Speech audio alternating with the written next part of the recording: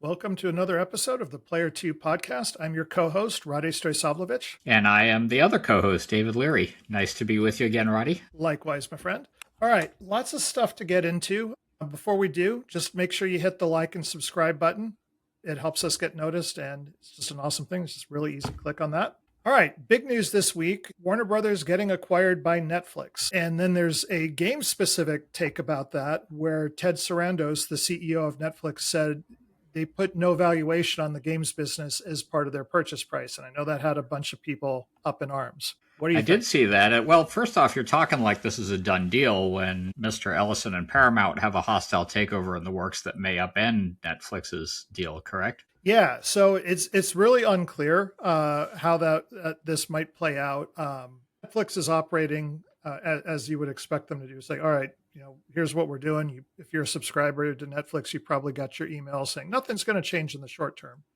I don't know how this one plays out. So let's talk about the broader deal first and then get into the game specific thing. I used to do a bunch of voice recording at Warner Brothers lot in Burbank, which it's the place with that iconic water tower with the WB logo on it and all these sound stages on there. And they let us walk around just like the whole place and basically give ourselves a tour. And so there's a lot of history there. And I stood in front of one of the sound stages, and they have these bronze plaques on all the sound stages showing the movies that they filmed there. And I got my picture taken in front of the studio where they filmed Blade Runner, which you and I worked on the game. So this was the movie that they did. And the only thing I could think of when I saw this deal get announced is that I don't know if that place survives, the physical place. It just doesn't fit into the Netflix model to have a physical studio like that versus just farming things out. And I have no idea. Man, there's a lot of movie history there, and I hope that doesn't go. Yeah, I mean, not just movie history, but I am kind of flabbergasted to hear Netflix say there's not a lot of value in the game side of what that is bringing to the table, which is the gist of what they were saying the other day. I mean, yeah, they've had some stumbles. Suicide Squad last year was not fantastic, but they have some pretty big stuff, and they have some talent. Hogwarts Legacy was a huge hit for them. They've had some other pretty big successes over the years. I mean, there's arguably a lot more gaming talent within Warner Brothers than some of the Netflix studios have fully demonstrated lately. So I'm surprised to hear them say that there's no value there. I have a different take on it. So if you read what they said they assigned no valuation to it, which is different than saying they don't value the business. I think they were purely making this bid for Warner Brothers for the IP rights. And there's like a lot of other stuff. Like, does Netflix care about CNN? No. And I don't think they're acquiring that part of that business.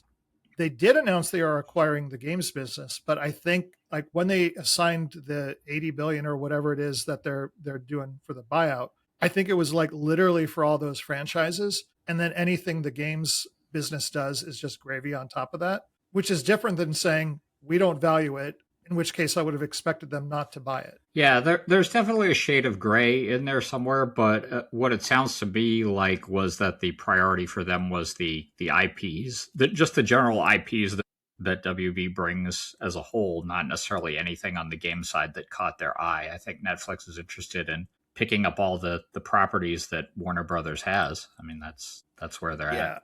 I mean, Hogwarts was that was making a ton of money. You've got Mortal Kombat over there. Then you've got the licensing stuff. So like the Arkham games, like Arkham's probably the best superhero game. In fact, it is the best superhero game I've ever played. And so there's another one of those coming. So there's definitely a lot of talent there that have built some great games that have made money. And I think they still will.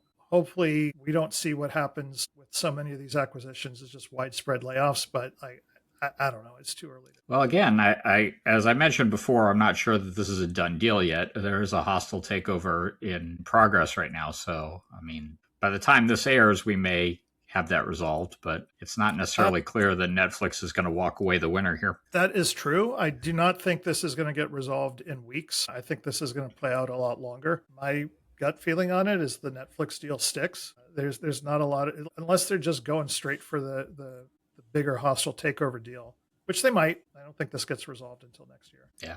Well, before we move on to our topic, Roddy, I have a bone to pick with you because all right. Last week we were discussing Tim Sweeney's statements about Steam's requirements to list AI usage in their games. And we took kind of opposite sides in that debate, but I wondered after the conversation how much of that is because of your, well known to me at least, bias against Valve. Maybe you want to speak to that accusation. All right. Like I'm going to get flamed no matter what I say about it. Like the Valve stands are going to come for me.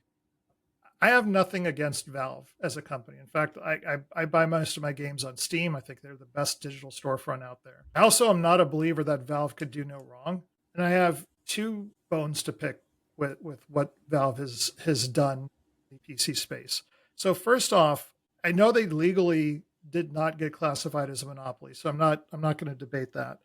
But they wield incredible power over games and games pricing and how they get surfaced and all that. And this is a bone I have to pick with all digital storefronts. I think the 30% revenue share they take from developers is egregious. Like they're just not earning 30% of the revenue from games sold. Though that is pretty industry. That is pretty industry standard, though, right? I mean, most of the other storefronts in operation are either 30 or 20%. There's not a lot of daylight between Steam and its potential competitors. Well, it's starting to drop because of Epic's lawsuit against Apple and Google. Like we're starting to see alternate app stores show up, and we'll see what happens with that long term. That said, if I'm busting my butt as a developer and right off the top I lose a third of my revenue, they need to be doing more to earn that money, and they're just, frankly, in my opinion, not. You don't think Steam as a storefront brings a fair amount to the table, brings a lot of value? Not 30% of value, no. I think what happened was there were traditionally margins like that for stores, physical stores, back when we used to sell games there. And those stores had to deal with opening up physical locations. They had to deal with inventory, theft, all sorts of stuff that just warranted a lot of that. So they weren't taking that much of a profit margin. Digital stores came out and copied that pricing. And since then, the cost to operate digital stores has gone down, but none of that savings has been passed on to developers and consumers. So your cost to send data, even though games have gotten bigger, is practically nothing. Credit card transaction fees are about 2 or 3%. And so like those haven't gotten any worse. In fact, they've gotten a little bit cheaper in some cases. Where's the rest of that money going? Meanwhile, like there's a story that I just saw, like Valve is making $50 million per employee of profit with these insane margins, and developers are struggling. Like I think a lot of that money should go back into the hands of developers. Well, I mean, you did hear when we talked to Don a couple weeks ago, Don was pretty clear that Steam is where you want to be unless another storefront like Epic pays you. As an indie developer, there's no other place that you want to be just because that's where the audience is right now. So that is some value in that proposition for. Sure. And I think that value is probably more on the lines of 10 to 15, maybe you could argue 20% if you use the holistic suite of tools that they provide, like anti-cheat and chat and all that other stuff. But like price that stuff a la carte. Like if I'm putting a product on there and I'm just selling you, for example, a DLC, like I've already got the customer in my game. They're a fan of my game. Why are you taking a third of my revenue for that? So I guess I'll leave that argument there, but I will just leave it with, sounds like just you and Gabe Newell have a different number attached to that value rather than anything more fundamental in that. It's not just me. I mean, I talked to a lot of other studio heads and just across the board, they just think 30% store fees are just too high. Of course, you would much rather as a studio head pay less than 30%, no question. Obviously. But like when costs go down, I think they should be passed along, and they haven't. The other bone to pick that I have is that over the years, through their sales, they've conditioned customers to only buy stuff on discount. And it's not just any discount. As a developer, I have a limited window when I launch a game, assuming I price it fairly for the market, for the value that I'm providing with the game. I have a limited number of products that I'm going to sell at that price. And then traditionally you would start to discount it over time. And maybe you would do a 15 or 20% off sale. But because of the way these stores, Steam in particular, have done their sales over the years, you can't even get surfaced unless you discount at least 50%. And like, or 75% or something like that. And one of the things that contributed to the historic behavior of like these huge back catalogs of games that nobody ever plays, that's shrunk a little bit as things have moved over to live services and you're spending more time in your product. But that said, like I have nothing against discounting. My issue is if that is the only way I could get my product surfaced, I am being forced to discount a product that might not otherwise have to be discounted. And man, that sucks from a business perspective. Yeah, I mean, I guess I'll still be on the side of, as you said, the Valve stands. No one is delivering a storefront that good right now, and I don't disagree with you that sales have pushed the value propositions down some, and it's just kind of harder to get surfaced. Some of that is due to the massive number of games that are on the platform constantly. But your points are valid. I think it's an ongoing debate, but still nobody does it better than Valve. And I think you would acknowledge that. I think they're the most successful on it. I think the market realities and the struggles of developers to even earn a basic living to get a return on investment of their product or even just break even. I think all of this needs to be reevaluated. I mean, you'd rather take the Valve 30% than what a traditional publisher developer relationship would provide for you, wouldn't you? Well, that's different. Like a publisher is funding development of the product, not necessarily sales. So like that's an apples to oranges comparison. That's fair. That's fair. All right. Off of that hot take, flame me away in the comments. I'll read them or not, depending on if they're entertainingly spicy. Oh, you'll read them. You'll read them. I'll make you read them. Fair enough. All right. You wanted to talk this week a little bit about how teams get feedback, how that's delivered, and how we improve games during development. Is that right? Yeah, I think that would be a great thing for us to kind of provide our mutual insights on. And I actually had some questions for you related to this. I think there's sort of two vectors to talk about here. One is, I think we should take this first, the value that different teams place on team feedback. I want to talk about a concrete example from my work history. Ensemble had team playtesting baked in as an integral part of its culture from the very beginning of its time. Playtesting was mandatory for everyone at the studio, everyone from the CEO down to people collecting the mail. And for most of a project's duration, we playtested with everyone once a week. Feedback was taken pretty seriously. Ensemble's successor studios in the Dallas area, like Robot, carried this culture forward. And it was pretty powerful. It had some downsides, which I'll get into, but I was trying to reach back into my memory, and this is where I think you can help me with this. I don't remember that degree of investment in team feedback at Westwood. I think Westwood was, by comparison, a little more waterfall driven, a little less iterative than I think Ensemble was. But maybe you could fill me in on that. We certainly valued team feedback, and I remember playing the game a lot, but I don't remember any kind of structured team feedback in the same way that Ensemble had. I don't know if it was, I wouldn't call it structured, but we used to do a lot of multiplayer play tests on the RTS games. And like that's ultimately how we balanced the game. We would play those constantly. In fact, I remembered there was one scenario where our art director on Blade Runner was going to go leave to work at a visual effects studio. And we were supposed to have a going away party for him at a local restaurant. We had a reservation and all that stuff. And he was playing Red Alert multiplayer for one of the expansion packs that came out. And he just would not leave because he was so getting into it and everything. And we had to actually disconnect his mouse. And then he just lost his mind. And then he walked into his own party kind of pissed off. So Aaron, if you're watching this, I'm sorry. But yeah, it just was less structured, but it absolutely happened. And I think you're right that it's critical. I have heard that same story. Certainly multiplayer testing and the balance work we got out of that was equally valuable at Ensemble, where multiplayer testing was probably the most popular format because people would get competitive and it was more interesting. In fact, I remember having some difficulty getting teams to play test the campaign when we needed to do that stuff. There were some dangers that we saw over time. You start playtesting with a team too early and the team can develop this sort of tunnel vision about what features are working and what aren't. It's very hard to break them out of the opinions that they develop early, even as changes are made. But they play it early and often when it's broken, and then when it gets fixed, it's harder for them to see that it's actually fixed. But it was still an incredibly valuable process. I think we learned a lot doing it over the years. At the beginning, there was kind of a discussion about, for those of us taking playtest feedback, which was often the designers at Ensemble, how do you do it? One way is to just kind of write down everything anyone says and kind of nod and don't actually reply to it or engage. That was sort of the early take because we wanted to get that unfettered, unfiltered feedback. Over time, I think we got a little more nuanced with it because you do want to kind of ask that back and forth with the people who are playtesting. You want to be able to say, hey, why are you giving me that feedback? What is the problem you're seeing? Are you suggesting a solution, or are you just talking about a problem you see? One of the things that I like to do is we did a loves and likes board. Like, what are your Yeah. top 5 things that you love about this game, and what are the top 5 that you hate? And you start to see patterns pretty quickly there. And then you naturally focus on, fixing the things that you hate. But there's also a lot of value in, okay, these are the things that people love, but they're buried.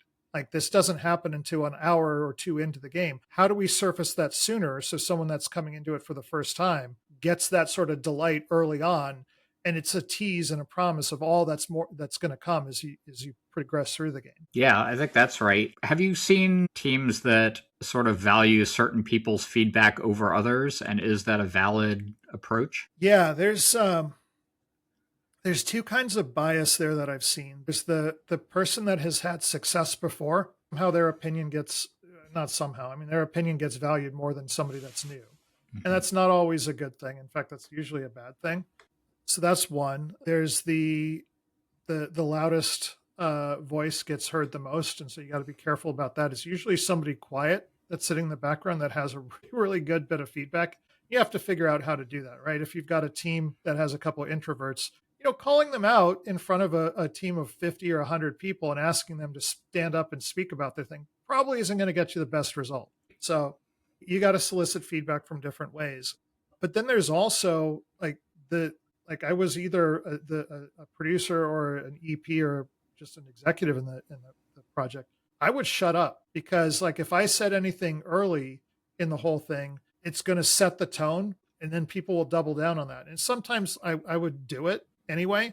But if you were on one of the teams that I did that intentionally, at least in the latter half of my career, it was intentional because I was trying to steer the conversation in a direction. But yeah, that happens too often. I've seen exactly what you're talking about. I think this is going to be a topic where you and I really very much agree. I've seen team leadership be the squeaky wheel in a room and how that could steer a team toward a solution, even if it's not necessarily the best one. I've absolutely seen that quiet guy at the back of the room that reliably shows up for every playtest but never says a word or just says the game is great, I'm having a good time, and doesn't give you anything else. But then there's that 1 week where something bugs that person, and that's when you really want to zone in on what they said, because they're not the squeaky wheel that's showing up every week with their giant list of complaints.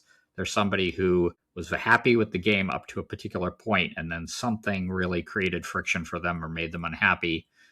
And it was bad enough that they wanted to talk about it, which was unusual for that person. So that was always the feedback that I valued most when taking playtest notes. Yeah, never stop a rant. When someone's ranting, just get your pen and paper or whatever your note taking is and just jot it down. Absolutely. If it starts divulging into just curses and utterances, then yeah, maybe you stop it then. One of the things that I learned fairly recently, and this is a completely unrelated process, but Meta has this, Facebook at the time, has this review process called a SEV, or a site event, SEV they call it. And it's to diagnose and resolve issues like, hey, this service is down. Why did it go down?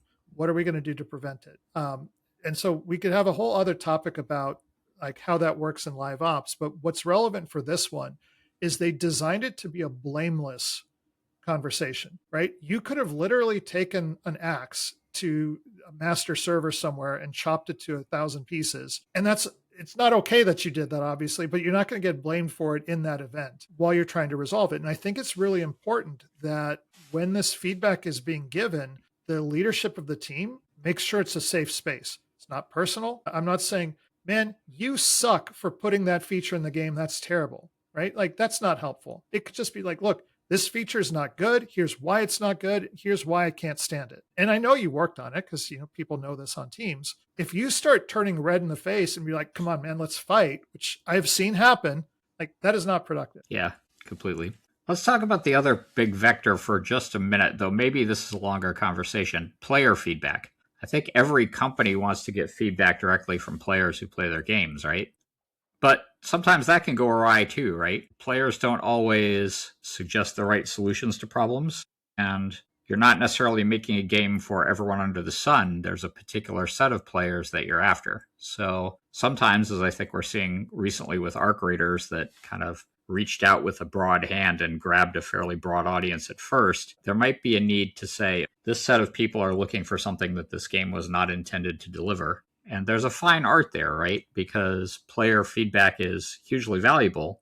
You never want to shut it down. But at the same time, the solutions that are suggested are not always ones that developers should take. Yeah, that's 100% correct. What I like to do is we do something on product marketing called segmentation studies, where we identify all the different potential people that are, or the actual people that are playing a game. And so you start to put them into categories that logically make sense. And it's not just an age group or a region that they're from. It's like, hey, you know what? This is your casual family player, right? They have 30 minutes a week to play with their kid, and here's how they engage with the product, if that's a real cohort. So you put that one aside.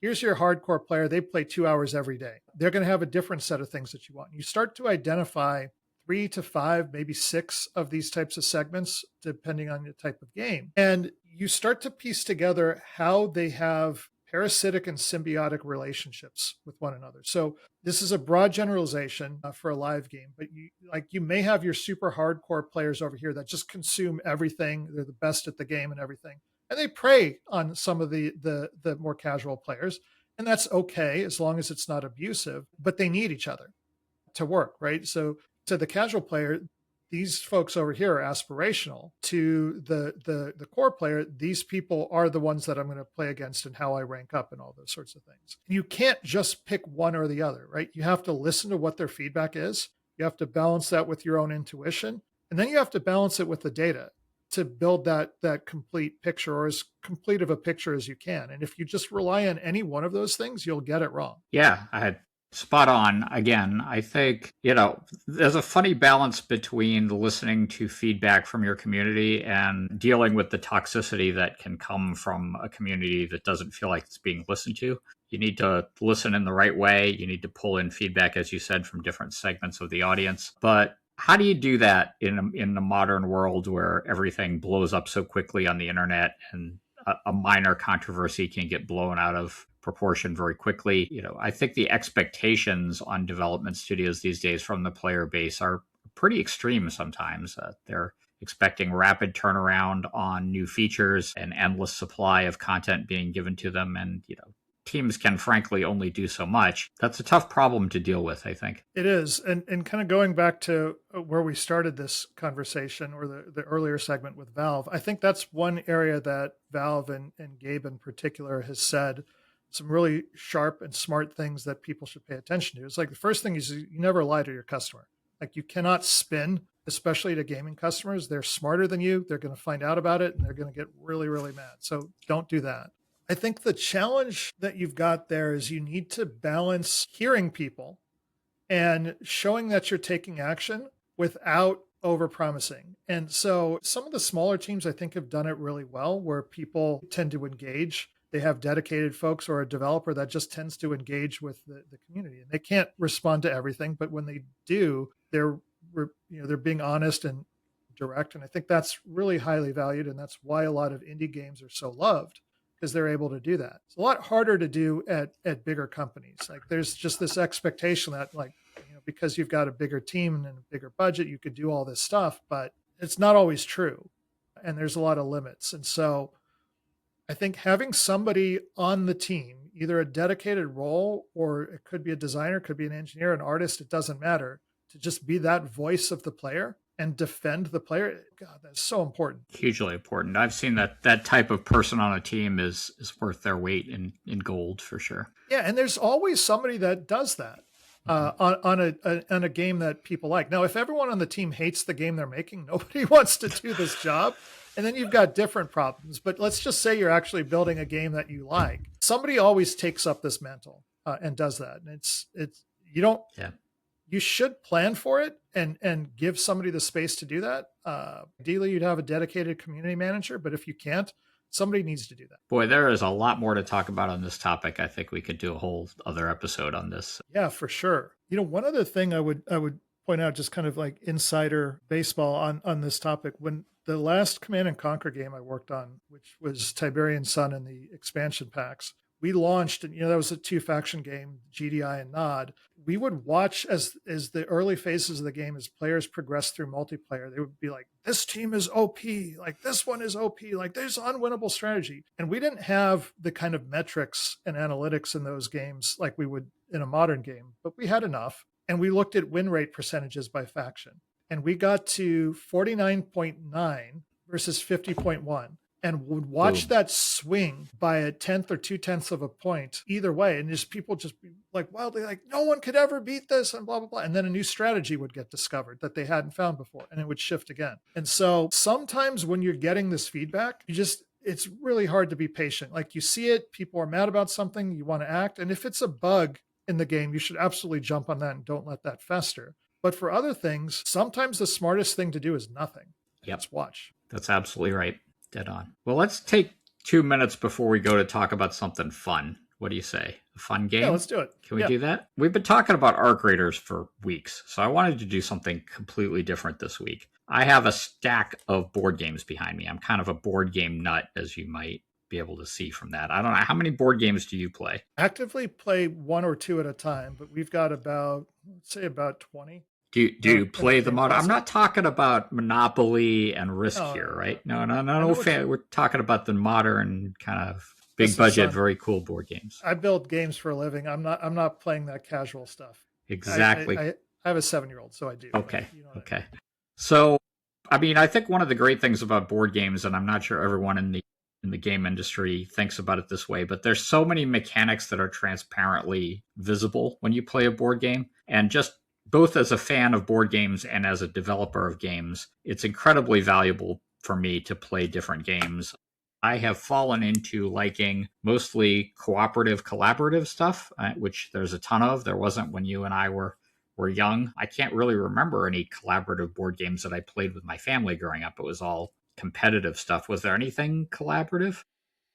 We would sometimes break the rules, like everybody, and not play Monopoly like it was written, and do some fun stuff on that. Like I became a slumlord in one.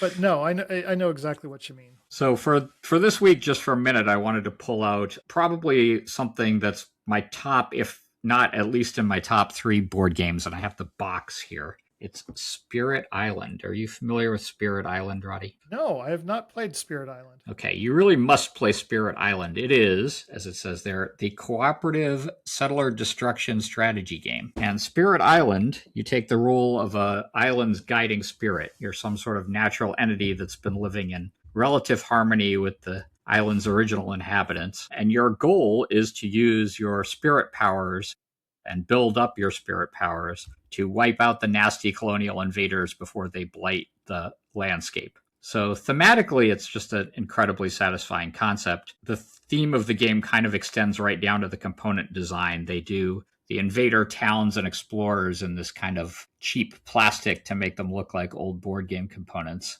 whereas all the things that you use or the local inhabitants of the island are all these very nice feeling wood meeples. So it's incredibly satisfying on that front. Beyond the theme of it, the mechanics of it are just insanely good. You're slowly building up your spirit, adding powers. It's a little bit of deck building, a little bit of sort of worker placement type stuff, building an engine. At the start, maybe you're lighting a single village of the invaders on fire, or maybe you're using the vegetation of the jungle to swallow up a couple of explorers. By the end of the game, you're flooding the coastline and wiping out entire cities. It is fantastic as a cooperative game, and one of the problems it solves is that what you do on a turn is simultaneous to what the other players are doing. So it solves the common problem a lot of big board games have of a ton of downtime, and the different spirits just synergize really well. So tons of content. Base game isn't enough of a brain burn. There's several expansions that are all pretty great. There's a whole design discussion I think you and I could have sometime about good designs that use the concept of many shallow vectors, different bits and pieces that can be expanded. This game does that in spades and really does a fantastic job of it. Highly recommended. Probably one of my favorite games in my collection. I'll talk about some others sometime, but Spirit Island is the game on my table right now, which is why I'm able to pick up the normally heavy box and kind of juggle it around. And I usually have a game up during the holiday season, as I'm sure you do as well. Oh, we do. There's Gloomhaven is set up now. We're very nice. Stormy season going on down here, and usually when that happens where I live, In the Pacific Northwest, that means power outages, and I lose internet. So yeah, it's So good. Gloomhaven is a brain burn. How long have you guys been playing that? We picked it up last year, so we've ran through a couple of them. The challenge with the holidays is my gaming table is also our dining table, and so Oh. I can't have something set up for like a week. Yeah, you During need a separate table. Where's your dedication to the hobby? So I had when I was working on VR, I had a VR room for a while, but that's gone now, and that's my kids' playroom. Okay. Well, you need a space. You need a space for a permanent gaming table. So There's that chair behind me I never sit on. there you go. Yeah, So yeah. maybe I'll set one There you back up go. there, and you could criticize my progress. You're like, "God, such Particularly for stupid moves." particularly for Gloomhaven. Gloomhaven's one of those things that you're going to need to leave set up for the like weeks at a time to Yeah, play. exactly. So. Fortunately, it's a big dining room table, and there's not a ton of us this year, so we could get by with half as long as Okay. we don't expand too far. There you go. Perfect. Sounds good. All right. Well, I think that's it for this week. It was great to talk to you again, Dave. And Good to talk to you too. we'll see you next week. Bye.